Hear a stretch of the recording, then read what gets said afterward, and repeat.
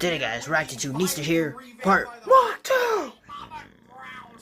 Reacting to Neesterhere Part 2. That was made a very long time ago. It was one of the first horror mods that I ever covered, and now here we are, like a fucking year and a half later, with this. Let's go!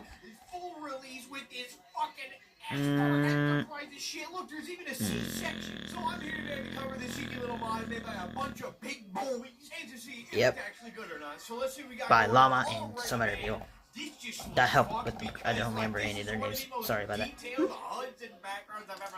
We also have a poster. Feel better with a dead man on it. That's lovely. Her sleep. See, my big thing though with horror mods is that like they don't ever sound scary. They always Anyways, this video is probably not gonna get sound scary. So that's kind this. of I mean, what is this? Short. Yeah, it's not gonna work. I wanted to just be like God, something it's gonna be horrifying, something eerie, turned something off.